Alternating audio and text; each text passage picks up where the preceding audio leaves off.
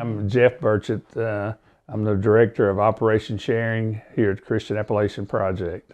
I've been with CAP 34 plus years. I started out working in youth and teen programming for 9 years, and then the last 25 years I've been with Operation Sharing here in Corbin, Kentucky. I'm from Prestonsburg in eastern Kentucky. When the Eastern Division just started up at Martin, there is how I got started with the Christian Appalachian Project.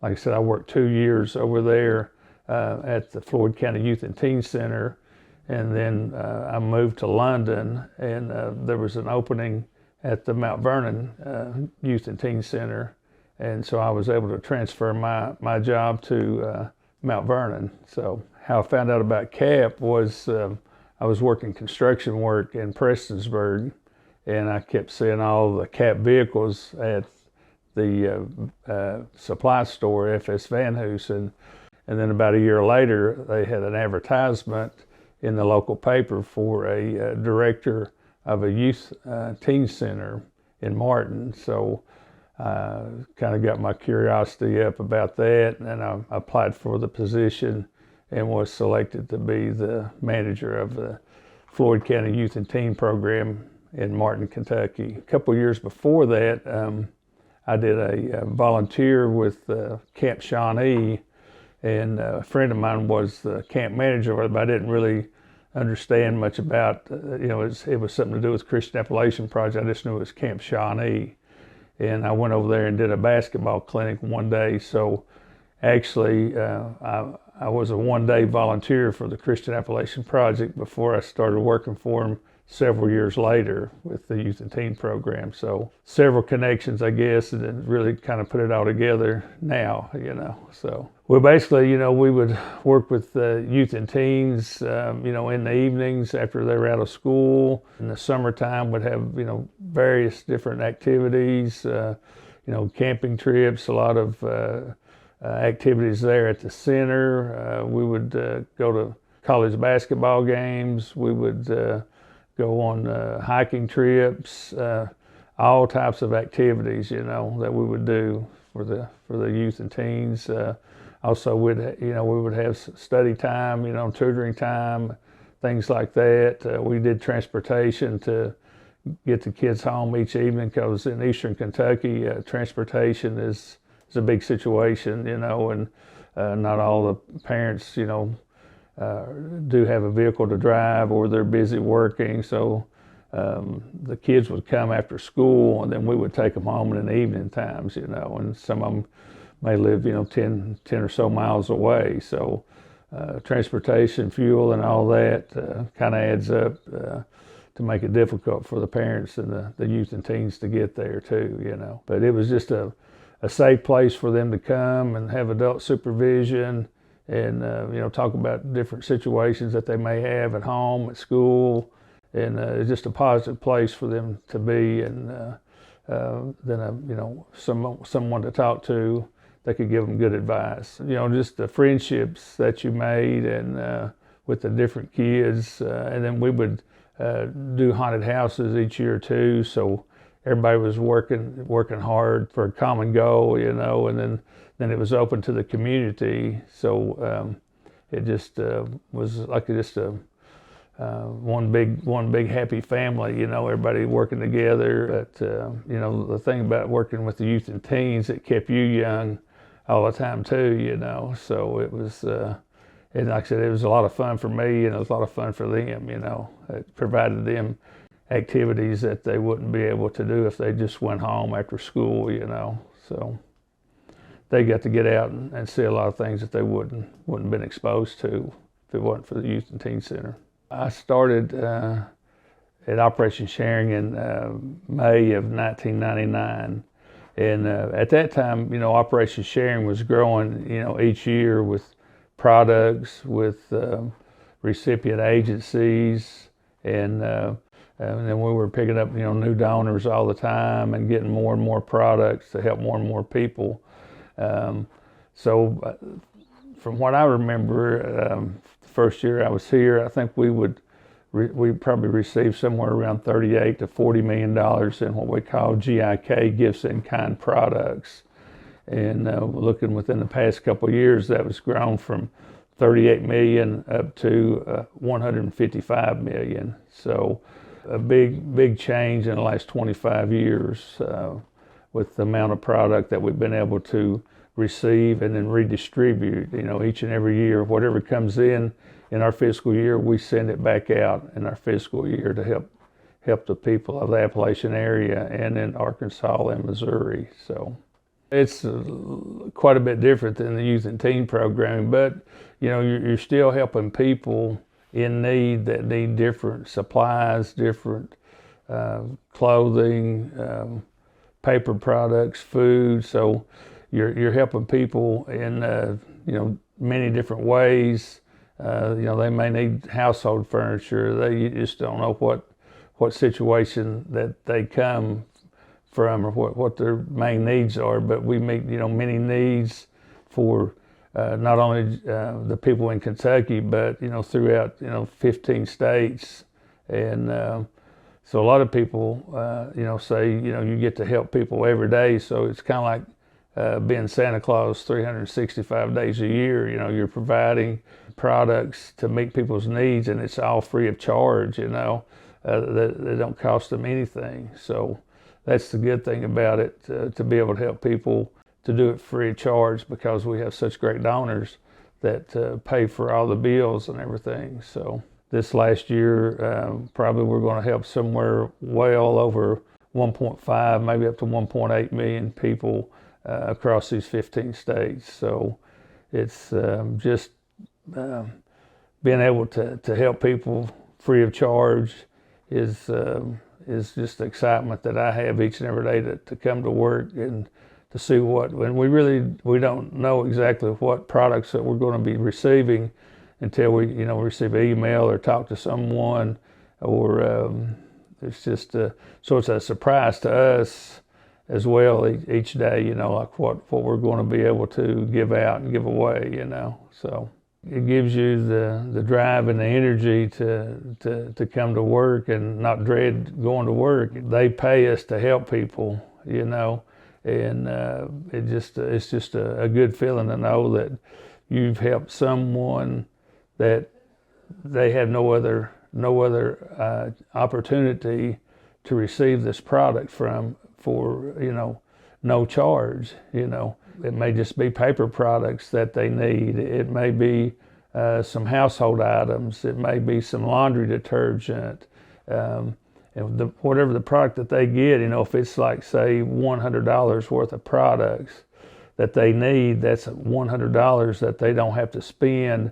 People that we help, a lot of them, they're on a fixed income. They don't have a lot of money, So whatever they could save by what we can give out, and it could be clothing, could be shoes, just a wide variety of items that it could be that will help these families.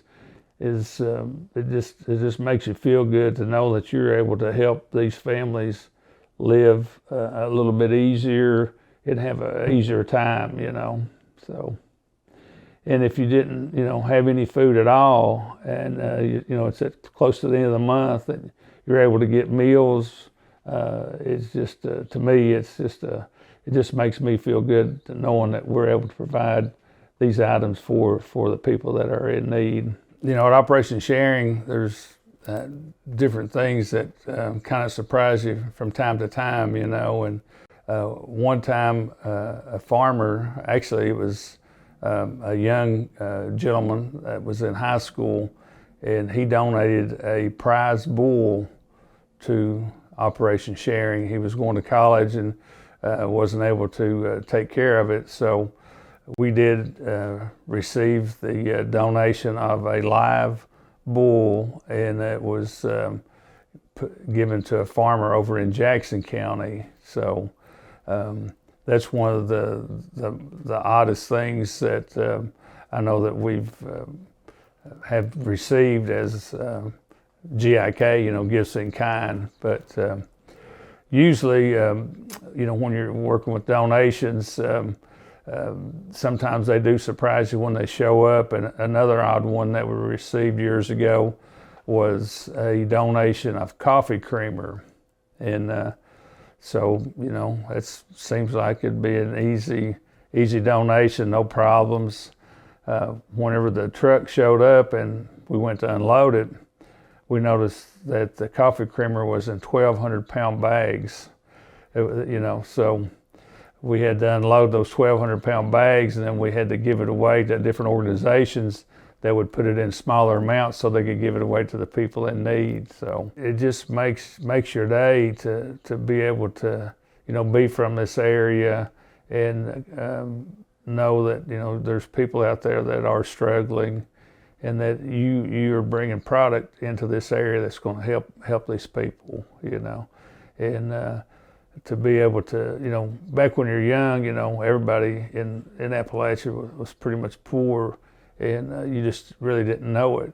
But now as you get older, you can tell, that there's different families that are struggling a little more than others are, and with the downsize of the coal companies and the jobs and everything that have left Appalachia, it makes it harder for these families to be able to do good and have all their needs met, on their own. So to be able to work with the Christian Appalachian Project and be able to provide these throughout Operation Sharing and through the other programs that CAP offers, it just gives you, like I said, it's a good feeling, and it's really not a job that you dread going to do. It's a mission to help those that need help. Everybody here and throughout CAP, it's the same.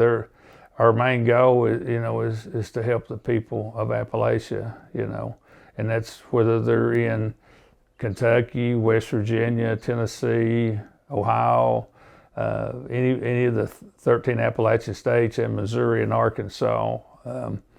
Everybody's has the same goal in mind, and everybody is here because they want to be part of the Christian Appalachian Project to help people. There's people that could go other places and do other things, but most everybody here that works are from the Appalachian area, and when you come and nobody has anything to complain about at work, you have things that need to be done, but in the long run, you do whatever's needed to be done to help and keep the program and the project going. When I started, I was working with the youth and teen to try to help them, provide them with some leadership and a good background, and to be a positive influence to them, knowing that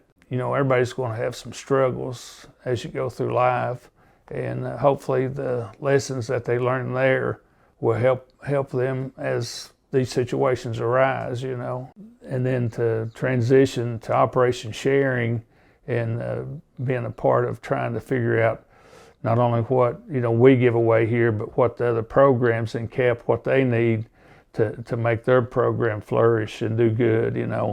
What is it that the elderly people need? What is it that the camps need? What is it counseling needs? And just like all the furniture that we have in this whole building, I don't think any of it's been bought. It's all through donations that we received from AT&T and other furniture dealers over the years. And just like with paper products, the 25 years I've been here, I don't think we've bought any toilet paper, paper towels. And you think, well, that's not a whole lot, but if you multiply that by 25 years, how much money that Operation Sharing has been able to save, and other programs, the summer camp programs, and any of the programs that we have, with just toilet paper and paper towels, is a huge amount of money, over 25 years, over 30 years, So, and that we're ending our 39th year of Operation Sharing service to the Appalachian area.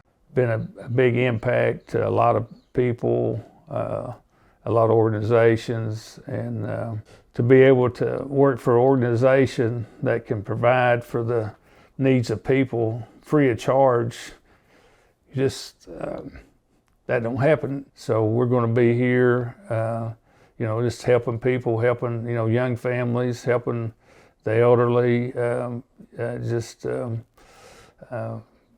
we're just gonna continue, you know, as long as we're needed, you know. Like I said, it'd be great if we weren't needed, you know.